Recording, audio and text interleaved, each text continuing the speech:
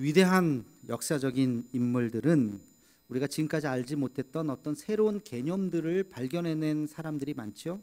그 중에 한 사람이 바로 프로이트라고 하는 사람일 겁니다. 심리학에서, 정신분석학에서 그의 이름을 빼고는 말할 수가 없지요. 프로이트가 무슨 개념을 발견했느냐 하면은 바로 무의식이라고 하는 것입니다. 무의식이라고 하는 것을 그가 발견해내었습니다. 그 이전까지 무의식이라는 것이 전혀 없었던 것은 아니지만 주목하지 않았고 별로 의미 없다고 생각했어요. 오직 그들의 관심은 다 의식 세계에서 일어나는 일들만 관심이 있었어요. 근데 이 프로이트가 이 의식의 세계에서 우리가 인식하고 살아가는 이 의식의 세계보다도 훨씬 더 큰 어마어마한 인식하지 못하는 세계가 있는데 그게 무의식의 세계고 그 무의식의 세계가 인식하는 우리 세계에 큰 영향력을 끼치고 있다. 아니 지배를 받고 있다. 이런 주장을 했습니다. 지금 우리가 무의식을 부정하는 사람은 없을 겁니다. 우리가 느끼지 못하지만 이 엄청난 무의식 세계 안에 우리는 잠재되어서 살아가고 있는 것이죠. 이 프로이트가 무의식을 어떻게 발견하게 됐냐면 그는 의사였는데요. 환자들 중에 특별히 히스테리 환자들을 치료하면서 그것을 알게 되었습니다. 이 사람이 왜 히스테리 증상을, 공격적인 증상을 막 표현해내느냐, 자기도 몰라요. 내가 왜 이런 행동하는지 몰라요. 그 사람과 이런저런 대화를 하다 보니까 과거에 어떤 한 사건이 있었어요. 그도 기억하지 못했던 그 사건을 기억해내게 하고 그 사건을 치료해주고 이해시켜주고 해석해 주었더니 그가 공격적인 성향을 내고 있었던 히스테리 증상이 다 사라지더라는 것입니다. 그래서 프로이트는 우리가 의식의 세계에서 살아가는 것 같지만 기억하지 못하고 잠재되어 있었던 무의식의 세계가 우리를 지배하고 있구나 하는 것을 깨닫게 되었습니다. 그래서 우리가 흔히 이런 말 하죠. 내가 이거 무의식 중에 행동했네. 그런 표현 많이 씁니다. 무의식이라고 하는 것이 우리 안에 있다고 하는 것이 이제는 굉장히 일반화된 이야기입니다. 제가 무의식의 예를 한 가지 한번 들어보겠습니다. 어떤 사람이 식당에 가서 밥을 먹어요. 이제 숟가락을 딱 봤는데 숟가락이 더러워요. 누가 썼는지도 모르는데 설거지가 잘 안 돼 있어요. 그러면 이 숟가락을 제대로 씻지도 않았네. 휴지를 꺼내서 잘 닦을 겁니다. 그죠? 잘 닦아서 이렇게 보고 깨끗한가 보고 밥을 먹을 거예요. 그 사람은 이제 그 다음에 식당에 갔는데 또 똑같이 숟가락을 이렇게 봅니다. 그리고 숟가락을 또 열심히 닦고 그리고 밥을 먹습니다. 한참의 시간이 지났어요. 여전히 식당에 가면 숟가락을 이렇게 봅니다. 그리고 닦아요. 근데 옆에 있는 사람이 당신은 식당에 갈 때마다 왜 이렇게 숟가락을 이렇게 쳐다봐? 근데 이 사람이 그 옛날 숟가락이 더러웠던 기억을 잊어버렸어요. 글쎄 나도 모르겠는데 그때 기억은 잊어버리고 그 습관만 남아있는 거예요. 숟가락만 보면 열심히 닦는 거예요. 왜 닦는지는 모르는 거죠. 그 의식 속에 있었던 그 기억은 무의식 속으로 들어가 버렸어요. 그래서 처음에 내가 왜 이 행동을 했는지를 기억해내지 못하는 거예요. 근데 숟가락만 보면 나도 모르게 자꾸 닦는 거예요. 이것은 어떻게 보면 좋은 예예요. 나쁜 예도 있어요. 좋지 않은 상처, 과거의 상처, 아픔. 근데 그 사건이 막 의식 세계에서 기억나면 너무 힘드니까 무의식으로 밀어내요. 사건은 잊어버렸어요. 기억이 안 나요.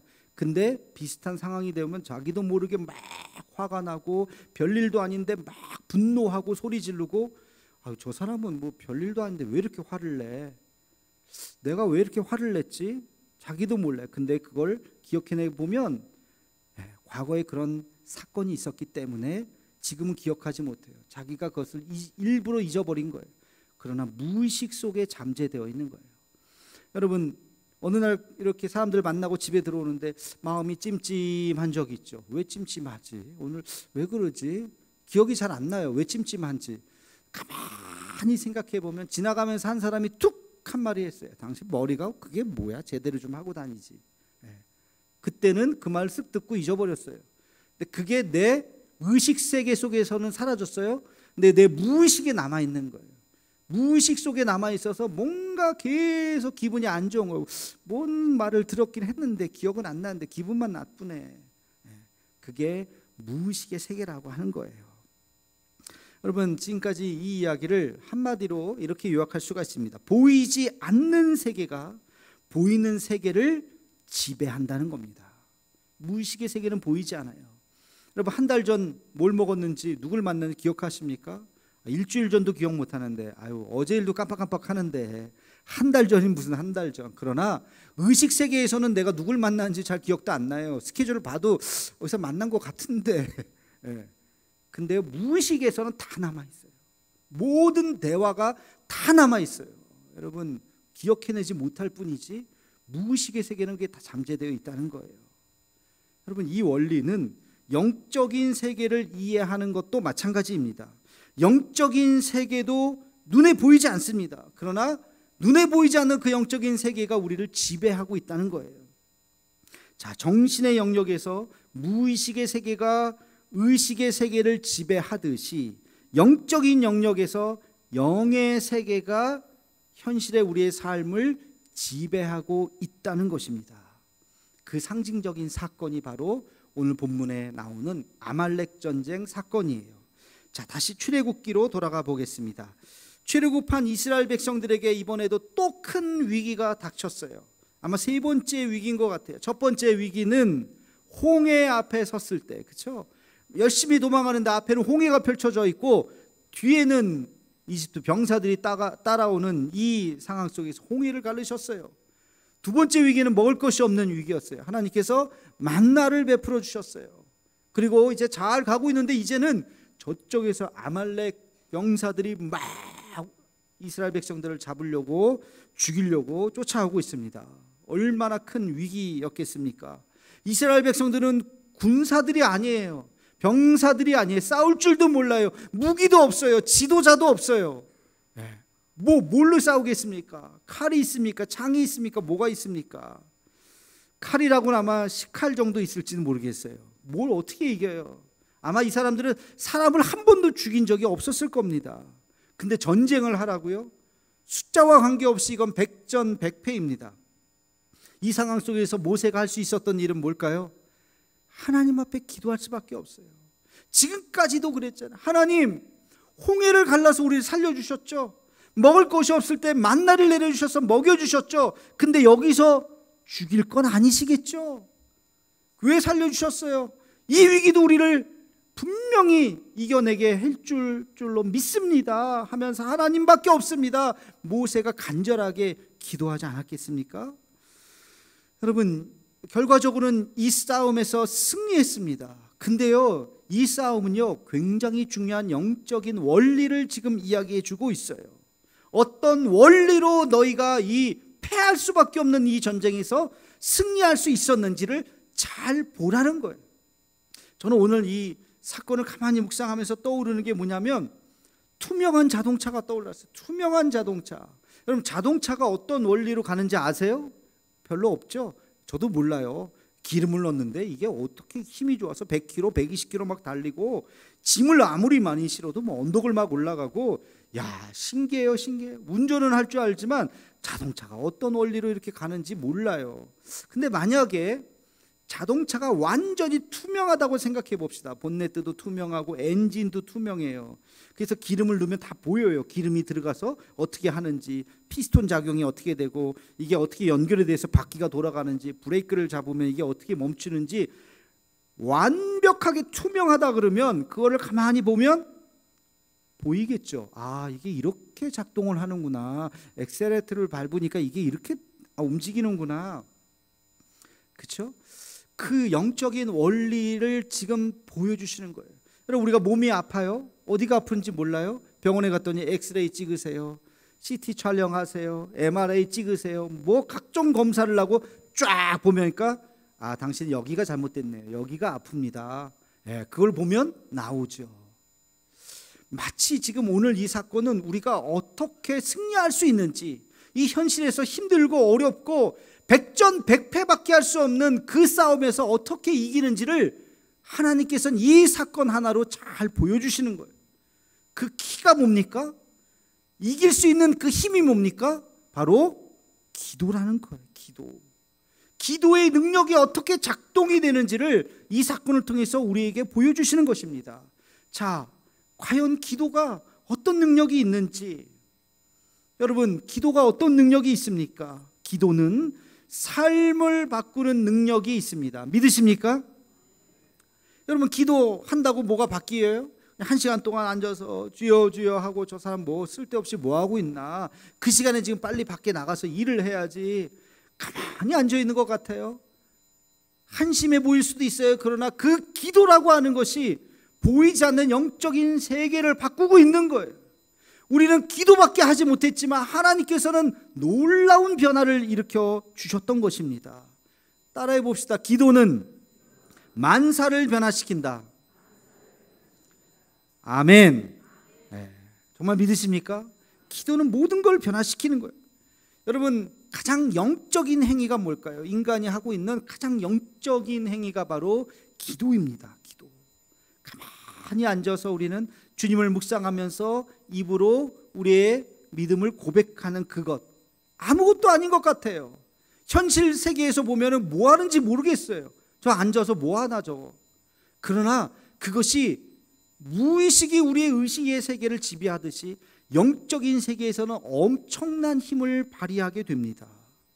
에베소서 6장 12절 말씀을 우리 함께 같이 읽겠습니다. 시작. 우리의 싸움은 혈과 육을 상대하는 것이 아니요 통치자들과 권세들과 이 어둠의 세상 주관자들과 하늘에 있는 악의 영들을 상대함이라. 아멘.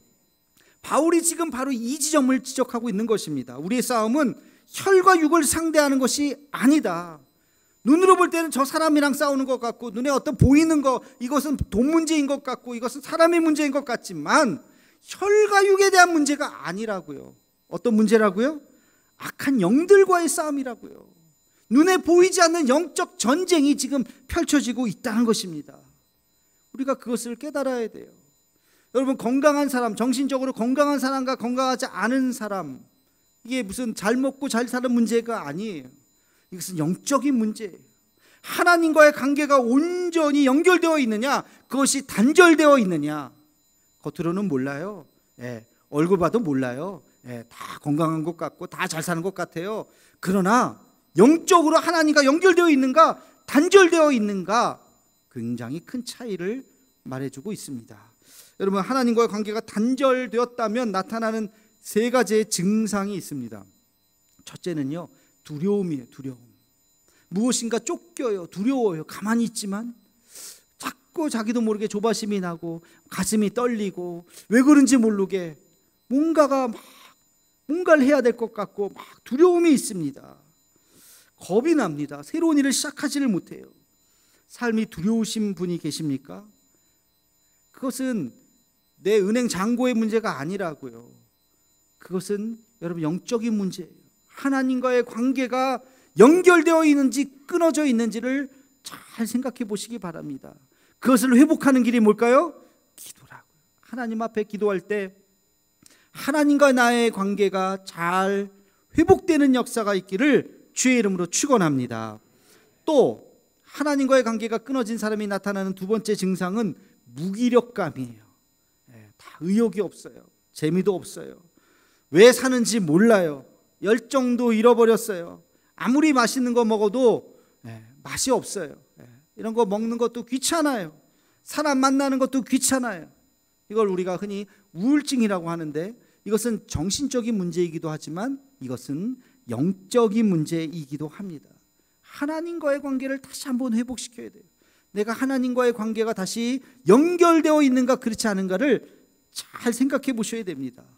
또 세 번째 증상은 뭐냐면 누군가에 대한 미움과 어떤 상황에 대한 불평이 끊임없이 생기는 거예요. 하나님과의 관계가 단절이 되면 미움에 사로잡혀요. 보면 미워요. 그냥 싫어요. 원망스러워요.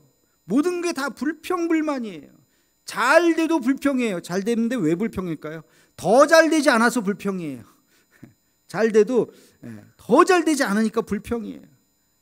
이런 마음이 나도 모르게 자꾸 생기면 이것은 영적인 문제구나. 내 안에 영적으로 병들었구나. 하나님과의 관계가 끊어졌구나. 여러분 생각하시고 기도를 통해서 하나님 앞에 돌아와야 되는 것입니다. 두려움과 무기력감과 미움과 불평, 이런 것들이 있을 때 우리 스스로를 다시 한번 되돌아봐야 돼요. 그래서 하나님과의 관계가 연결이 되면 어떤 변화가 일어날까요? 두려움이 변해서 담대함이 생겨요. 용기가 생겨요. 할 수 있다, 하면 된다. 내게 능력 주시는 자 안에서 내가 모든 것을 할 수 있느니라. 할렐루야. 도전하고 할 수 있어요. 제가 한번 해볼게요. 의욕이 있고, 그런 마음이 바로 하나님과의 관계가 회복된 사람의 모습이에요. 두 번째는 무기력감이 변해서 열정이 생깁니다. 뭔가 여러분 그 열정이 뭘로 나타난 줄 아세요? 꿈으로 나타나요. 비전으로 나타나요. 꿈과 비전이 생겨요. 앞으로 내가 이런 일을 해야지, 이런 걸 꿈꿔야지 하는 그런 미래에 대한 비전이 생기는 거예요.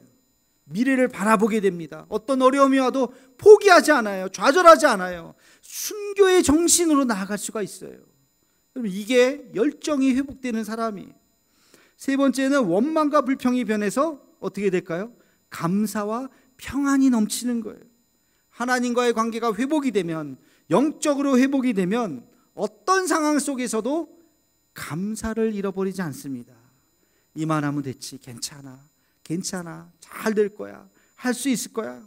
누구에 대해서 원망하는 마음이 아니라, 미워하는 마음이 아니라 너그럽게 이해하는 마음이 생겨요. 그럴 수도 있지, 그래 다 사정이 있었겠지 하고 용서하는 마음, 품는 마음이 생깁니다. 왜? 하나님과 나와의 관계가 회복되었기 때문에 바다와 같이 넓은 마음을 가질 수가 있어요. 이게 어떻게 된다고요? 기도를 통해서 된다고요. 기도를 통해서. 기도하면 이렇게 하나님의 사람으로 바뀌는 것입니다. 기도하는 사람은 여러분 가정이 달라지고 여러분의 직장이 달라집니다. 가정에서 자녀를 양육할 때, 남편과 아내를 대할 때 어떤 마음이 드십니까? 짜증으로 일관한다면 이놈의 자식이 왜 이렇게 아침에 안 일어나? 빨리 일어나야지. 어제도 지각하다니 오늘도 또 지각할래? 그러면서 아침마다 잔소리하고 싸우고, 그러지 말고 내 마음을 바뀌어야 돼. 그래, 피곤하니 자라. 선생님한테 전화할게. 오늘 안 간다고 전화할게. 푹 자라. 얼마나 힘들겠니? 하루 학교 안 간다고 뭐 달라지는 건 아니니까. 그런 마음으로 넓은 마음이 생겨요. 남편도 보면 짜증나는데 그렇지 않고, 아이고 우리 남편 얼마나 힘들까 하는 그런 마음, 넓은 마음이 생기는 거예요. 직장에서도 이놈의 직장 때려쳐야 되는데 내가 지금 이 올해는 내가 꼭 사표낸다. 저 사람 얼굴 보기 싫어서 내가 꼭 사표낸다. 짜증과 분노와 그런 마음이 아니라 넓은 마음이 생기는 거예요. 여러분, 이것은 성격의 문제가 아니에요. 여러분의 성격이 나빠서가 아니에요. 이것은 영적인 문제예요. 사탄은 우리를 파멸시킵니다. 무너지게 만드는 거예요. 모든 관계가 다 깨지게 만드는 거예요. 아, 영적인 문제구나. 하나님과의 나와의 관계가 지금 깨졌구나. 그것을 다시 회복하고, 저 사람과 나와의 관계가 깨졌구나. 그것을 다시 한번 회복하고 하나님 앞에 잠잠히 나와서 기도하는, 영적인 세계를 회복할 때 우리의 의식적인 삶의 문제가 해결되는 놀라운 역사가 있기를 주의 이름으로 축원합니다. 두 번째, 아말렉 전쟁을 통해서 배우는 이 기도의 교훈은 뭐가 있냐면, 기도는 혼자 하는 것이 아니라 함께 할 때 역사한다는 것입니다. 우리 함께 12절 말씀을 함께 읽겠습니다. 시작. 모세의 팔이 피곤하매 그들이 돌을 가져다가 모세 아래에 놓아 그가 그 위에 앉게 하고, 아론과 훌이 한 사람은 이쪽에서 한 사람은 저쪽에서 모세의 손을 붙들어 올렸더니 그 손이 해가 지도록 내려오지 아니한지라. 아멘. 모세가 팔을 들어서 기도했어요. 전쟁을 하다가 봤더니 모세가 열심히 뜨겁게 기도해요. 힘을 얻어서 열심히 싸워요. 근데 어느 시간에 딱 보니까 팔이 너무 아프니까, 여러분 팔 들고 한 몇 분 있을 수 있어요? 10분, 20분? 20분이 한계일걸요? 이게 막 그 다음에 막 내려오면 어디 갔어 팔이 안 보이네. 그러다가 또 뭐 깨지고, 그 모습을 옆에서 본 아론과 훌이 달려가서 양쪽에 팔을 붙잡았어요. 다시 팔을 올려서 함께 기도하고 있었던 거예요. 지금 그 장면입니다. 여러분, 영적 지도자가 팔을 들어서 기도하지만 힘들 때가 있다는 거예요. 지칠 때가 있다는 거예요. 혼자 감당하기 어려울 때가 있다는 거야. 그때 누군가가 그 팔을 붙잡아 줘야 돼요. 누군가가 함께 같이 기도해 줘야 돼요. 같은 마음을 품어 주어야 됩니다. 그럴 때 힘이 나고 그럴 때 마지막까지 승리할 수가 있어요. 지도자들도 다 외로워요. 힘들어요. 지지자들이 있어야 돼요. 격려자들이 있어야 돼요. 그때 힘을 낼 수가 있는 겁니다. 하나님이 만드신 두 기관이 있어요. 뭐하고 뭐죠? 가정과 교회입니다. 가정과 교회. 근데 이 가정과 교회에 공통점이 있어요. 그게 뭘까요? 혼자가 아니라는 거예요. 하나님께서 아담을 만드셨어요. 근데 독처하는 것이 좋아 보이지 않았어요. 그래서 짝꿍을 만들어 주셨어요. 하와를 만들어서 부부가 되게 했어요. 이제 가정이에요. 그리고 그 자녀도 낳습니다. 패밀리가 된 거예요. 그래서 그들이 서로 의지하면서 살아가는 거예요. 자녀를 낳으면요, 처음에는 부모가 자녀를 기르는 것 같죠. 자녀의 힘은 부모죠. 어렸을 때의 자녀는 엄마 아빠가 내 힘이에요. 그렇죠? 근데 세월이 지나 보세요. 어떻게 돼요? 자식은 부모의 힘이 되는 거예요. 부모 입장에서 내 자식이 커가지고 그 자식이 이제는 내 힘이 되는 거예요. 성경 말씀에도 있잖아요. 젊은 자의 자식은 장사의 수중에 뭐와 같다? 화살과 같으니 그것이 화살통에 가득한 자는 원수와 담판할 때 수치를 당하지 아니하리로다. 여러분, 자식은 그런 우리의 힘이 되는 것입니다. 그게 가족이고 그게 부부예요. 서로 격려해주고 서로 위로해주고 서로의 지지자가 되어주는 거예요. 그리고 교회도 마찬가지죠. 교회도 혼자가 아니에요. 우리는 함께 하는 거예요. 지금도 이렇게 모여서 우리가 함께 같이 예배를 드리지 않습니까? 우리는 믿음 안에서 한 공동체예요. 한 사람 한 사람을 이어주는 끈이 뭘까요? 한 사람 한 사람을 지금 이어주는 그 끈이 바로 기도인 것입니다. 서로를 위해서 기도해 주는 거예요. 서로를 위해서 격려해 주는 거예요. 우리 옆 사람하고 인사 한번 하겠습니다. 이번 한 주간 내가 당신을 위해서 기도하겠습니다. 진짜 기도하셔야 돼요. 진짜 기도하셔야 돼요. 서로를 위해서 기도하셔야 돼요. 그래서 그 기도의 끈으로 우리가 하나가 되는 걸 사랑의 공동체라 그러는 거예요. 서로가 우리가 기도로 하나가 되는 것입니다. 여러분, 격려해 주고 위로해 주는 것이 실제로 얼마나 큰 힘이 되는지 아세요? 그냥 좋은 얘기지가 아니에요. 그 격려와 위로와 그 힘을 받으면요, 우리가 달라져요. 제가 영상 하나 보여드릴게요. 영상 한번 잘 보시기 바랍니다. 일본의 한 초등학교에서 일어난 뜀틀 시간이에요. 학부모님들 초청하는 시간인데, 아이고 저 꼬맹이가 지금 보세요. 자기 키보다도 높은 뜀틀을 못해요. 자, 두 번째 한번 시도를 합니다. 저거 넘을 수 있을까요? 아이고, 턱도 없어요. 턱도 없어요. 넘지를 못해요. 다시 한번 이제 시도를 하려고 그래요. 그래도 대단해요. 이쯤이면 포기할 법도 한데 세 번째 힘차게 달렸지만 전혀 저걸 넘을 수 없을 것 같아요. 아이가 창피하기도 하고 울어요. 눈물을 닦아요. 비웃음도 들리는 것 같고 창피하기도 하고. 포기할 수는 없고 사람들도 있으니까 한번 또 달려갑니다. 아이고, 안돼. 이쯤 되면 포기할 것 같죠? 저도 포기할 것 같아요. 아유, 그만합시다 하고, 누가 나를 이런 걸 시켜가지고.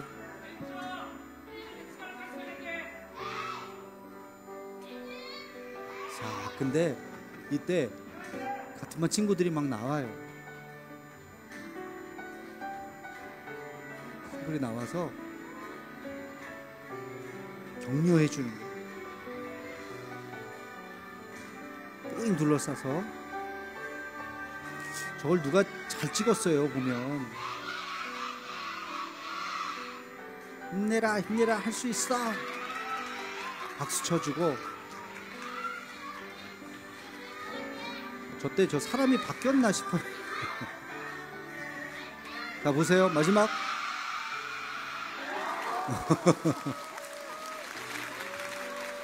이야, 처음에는 뭐 여기 뭐 자기 할 수도 없는데, 그렇죠? 마지막에는 뛰어넘었어요.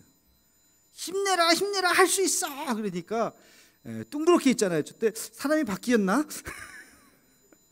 어떻게 그거를 이게 위로와 격려의 힘입니다. 저 초등학교에서 일어난 실제, 그쵸, 저거 뭐 누가 조작하지 않았겠죠? 참 우리도 그런 마찬가지예요. 격려받으면, 힘을 받으면 할 수 있어요. 칭찬 싫어하는 사람이 어디 있겠어요? 하나님이 우리에게 힘을 주시는 시간이 바로 기도라고요. 모세가 하나님 앞에 주님 도와주시옵소서. 우리는 오합지졸들이에요. 질 수밖에 없어요. 다 몰살당하게 생겼어요. 그러나 하나님 도와주시옵소서. 사람은 할 수 없지만 하나님께서는 방법이 있는 줄로 믿습니다. 사람에게는 길이 보이지 않지만 하나님께서는 길을 열어주시는 분이신 줄로 믿습니다. 그게 바로 기도죠. 기도. 아무것도 아닌 것 같아요. 아유, 기도해서 뭐하나, 무슨 변화가 있을까? 그거는요, 무의식 세계를 인정하지 않는 사람들의 말하고 똑같아요. 눈에 보이는 세계가 다지 뭐, 기억하는 세계가 다지 뭐, 기억도 안 나는 게 그게 무슨 의미가 있어? 무식한 사람이에요. 지금이 어느 시대인데. 어마어마한 무의식의 세계가 있다는 것을 지금은 과학적으로, 의학적으로 다 증명하는 시대인데, 영적인 세계도 마찬가지예요. 눈에 안 보인다고 없다고요? 천만의 말씀이에요. 보이지 않는 영적 전쟁이 있어요. 그 싸움이 있어요. 그 싸움에서 이기려면 하나님께서 우리에게 힘을 주실 때 이길 수 있는 줄로 믿습니다. 그래서 모여서 기도하고, 합심해서 기도하고, 부르짖어서 기도하고, 이 영적 전쟁에서 승리할 수 있는, 서로가 서로에게 힘이 되어줄 수 있는 우리 모두가 되기를 주의 이름으로 축원합니다. 기도하겠습니다. 사랑의 하나님, 이스라엘 백성들이 아말렉 전쟁에서 패할 수밖에 없었지만 모세의 기도로 승리하게 되었습니다. 이 기도의 능력을 알게 하시고 믿게 하시고, 어떤 어려움 속에서도 기도를 잃어버리지 않게 하여 주옵시고, 나를 위한 기도뿐만이 아니라 서로를 위한 기도, 나라 민족을 위한 이 기도가 멈추지 않는 우리 교회가 되게 하여 주옵소서. 예수님의 이름으로 기도하옵나이다. 아멘.